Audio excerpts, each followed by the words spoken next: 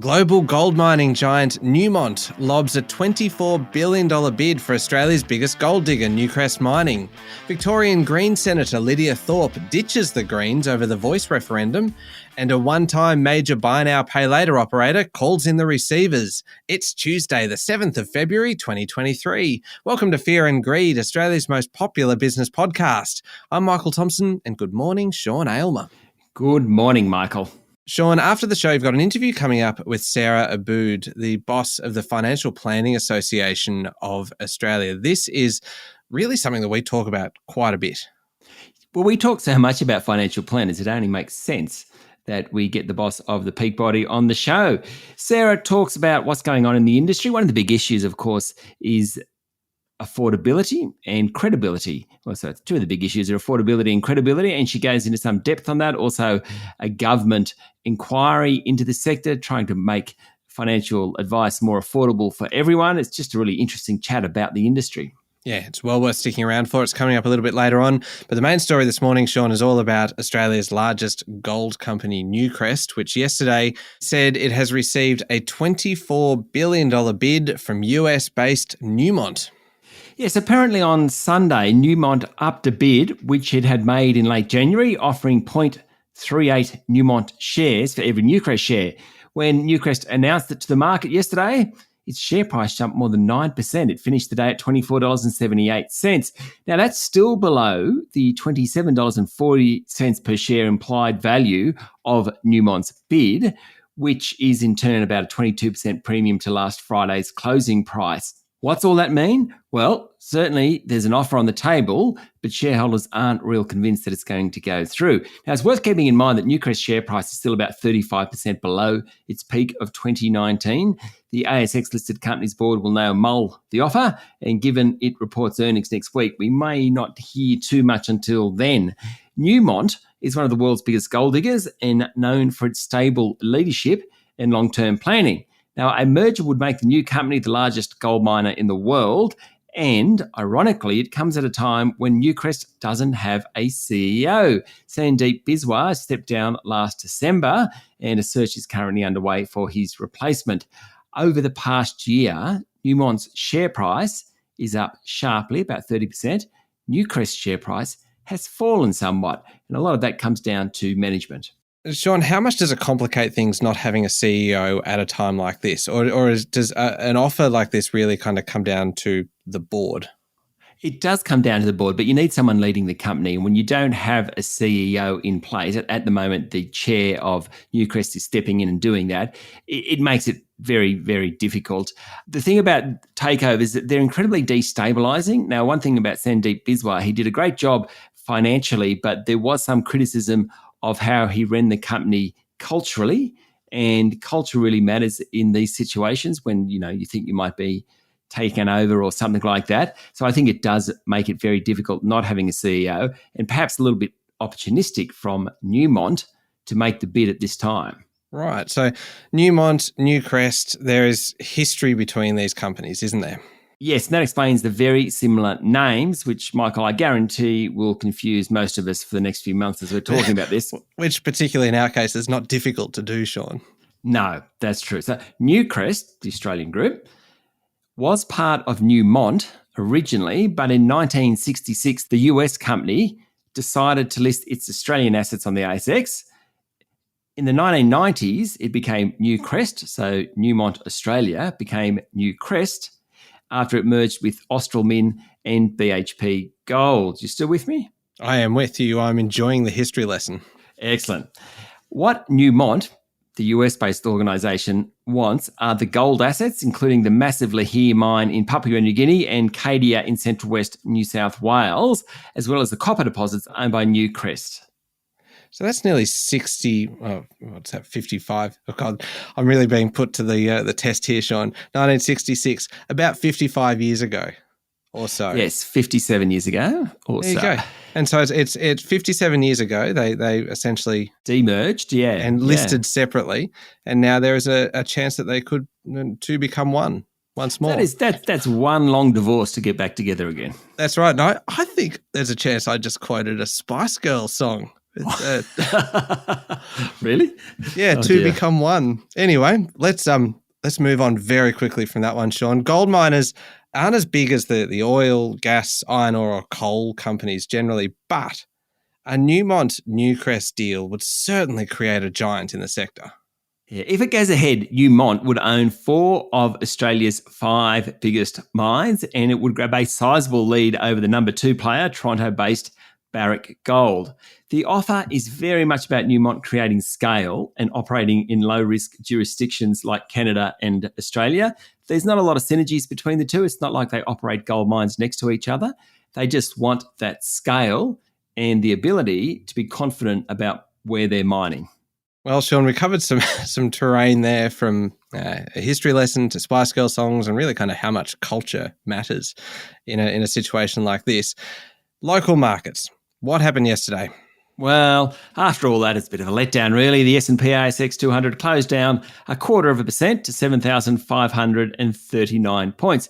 I reckon the best way to describe yesterday was cautious, i.e. not a lot went on. While there wasn't a lot of action, many of the very large caps were sold off. In fact, 14 of the largest 20 companies on the ASX ended in the red. All the major banks were lower. Macquarie Group fell more than 1%. The retailers fell. Telstra was off. Goodman Group and Transurban, the toll road group, they both dropped sharply. Really, the big miners and the energy companies were the only ones that did much good. Among the worst performers were Sayona Mining, Core Lithium and Lake Resources. Now, they're all lithium companies. Lithium companies are on the nose at the moment, no doubt about that. Apart from Newcrest, the best performer among the top 200 was Beach Energy after it announced it's reached an agreement for WeBuild to complete delivery of the Western Australia gas project, subject to finalisation of the Clough administration. WeBuild is taking a lot of the work from Clough. Clough, of course, has gone into administration. That helped Beach Energy share price, given that mining project will get completed. It helped that its share price jump nearly 4%. And what about international markets? Oil prices have come off the boil in recent sessions, with Brent crude now back below $80 a barrel. Over time, that should slowly, eventually, result in lower petrol prices. I don't even believe myself when I'm saying that, you know. No, it just sounds like you're trying to tease us now, Sean. What I don't understand is, why do we have such low oil prices? Well, no, they're not low oil, but relatively low oil prices compared to the last 12 months.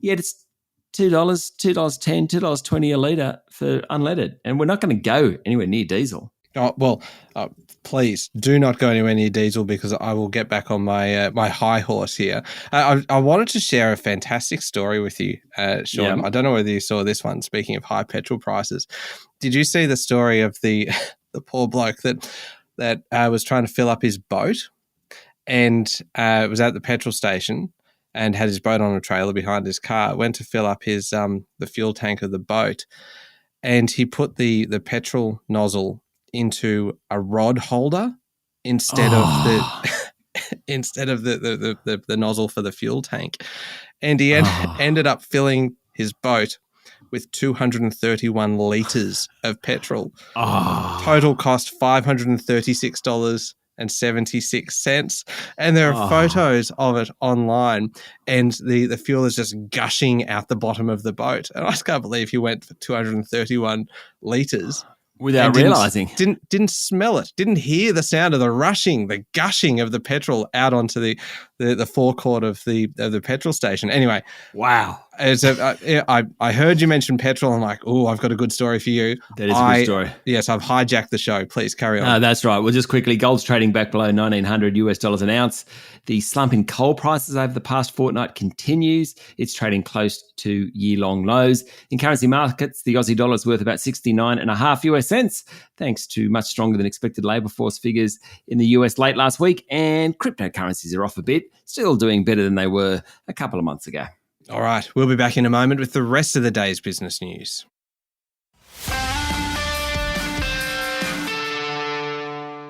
Sean, Victorian Greens Senator Lidia Thorpe has quit the Greens and moved to the crossbench over a split on the Indigenous Voice to Parliament referendum. The move really threatens much more than just the voice referendum, given the government has been relying on the Greens and crossbenchers to pass really a whole range of legislation.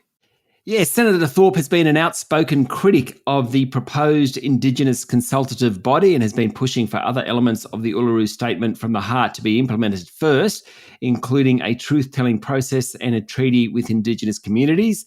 That hasn't sat well within the Greens, who are likely to support the voice. Ironically, Thorpe herself hasn't said whether she will or won't at this point.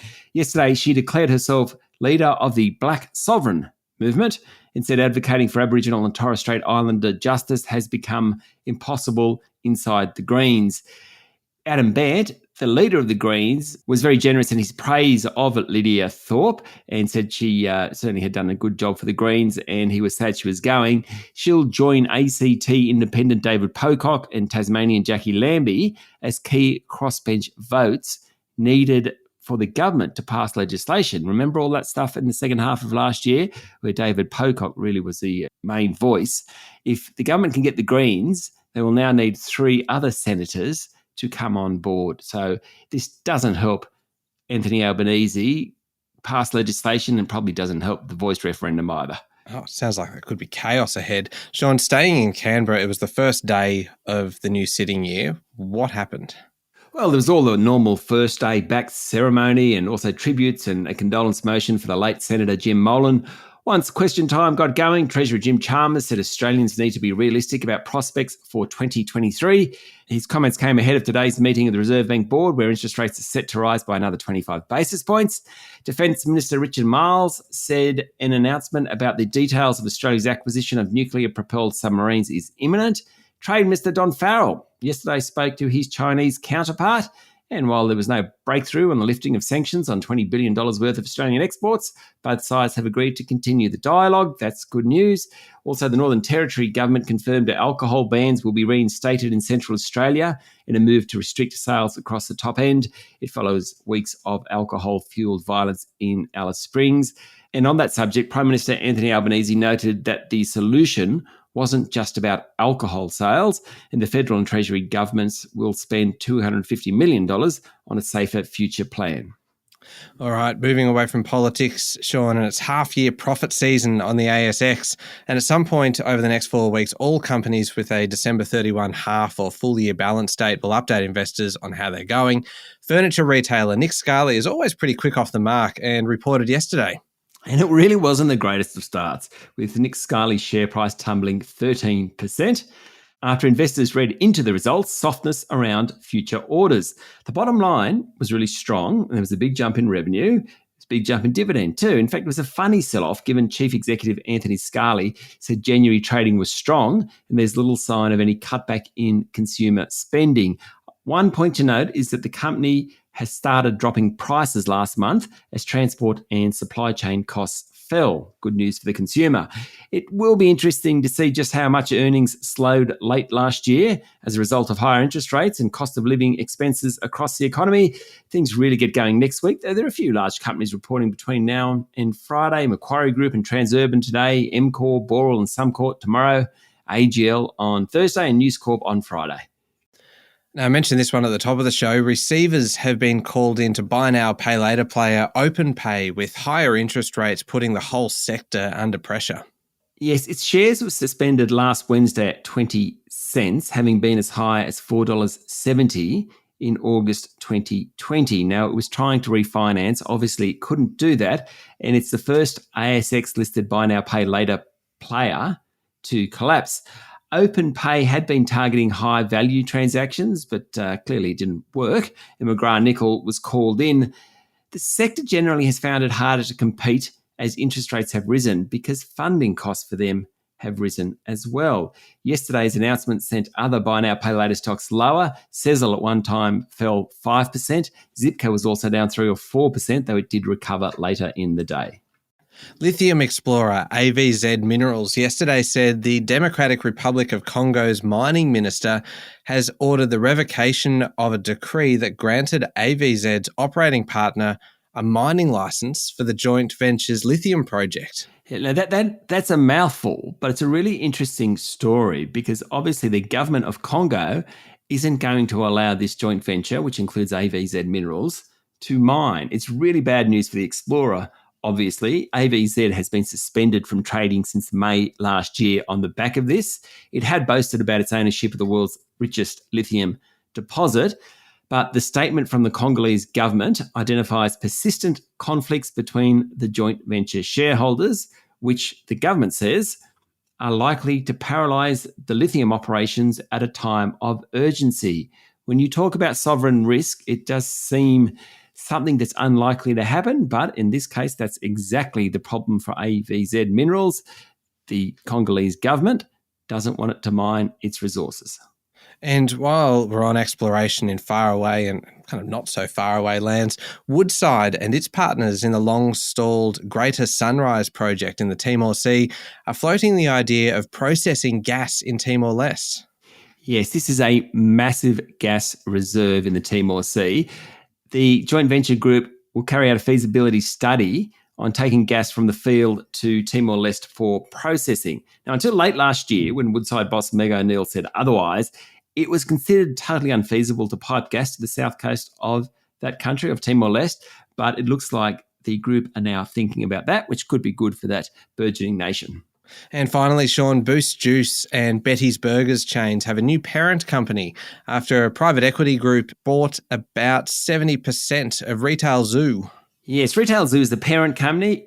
It was owned by Bain Capital, also a private equity group. Now, they've sold out to Adamantem Capital, and it looks like Boost Juice founders, Janine Ellis and her husband, Jeff, have also sold some of their shares in Retail Zoo.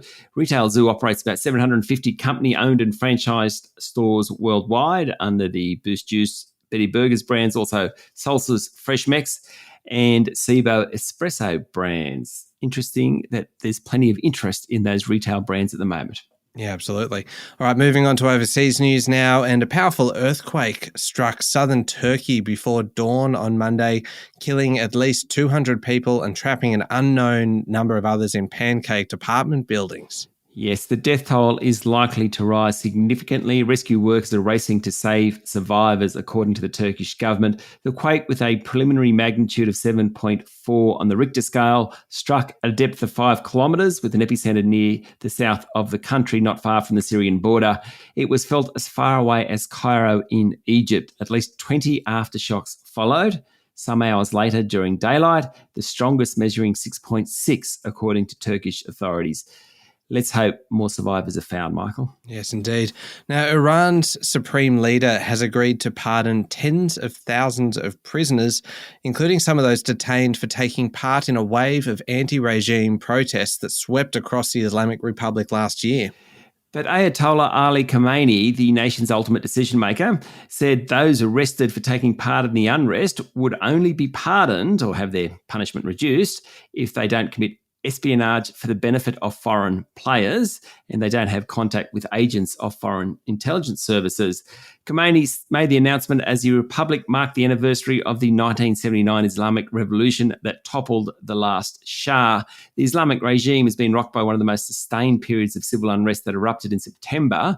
Remember, after a 22-year-old woman died while in the custody of the morality police, the authorities said she died of a heart attack. Many Iranians think that her death was caused by her being beaten after she was arrested for not properly wearing her compulsory hijab. It's a very sad situation in Iran, but it is interesting that the ruling regime is taking some steps to introduce leniency. A long way to go, though. Yeah, there sure is. Sean, final story. The United States remains the most powerful country in Asia, while China's strength has been eroded by its strict COVID-19 lockdowns and border closures, according to the Lowy Institute foreign policy think tank. Yeah, Lowy's annual Asia Power Index ranks Japan as the third most powerful country in Asia after the US and China. India follows in fourth place, Russia's in fifth, then Australia, followed by South Korea, Singapore and Indonesia. China had been steadily gaining on the United States since 2018 when the Lowy Institute first conducted the analysis, but the pandemic and its zero COVID tolerance policy has very much slowed its rise over the past couple of years. Isn't that quite extraordinary, Sean, that the US is still the most powerful country in Asia when it's not in Asia, and you have China, which has been growing so much in recent years, is still coming second?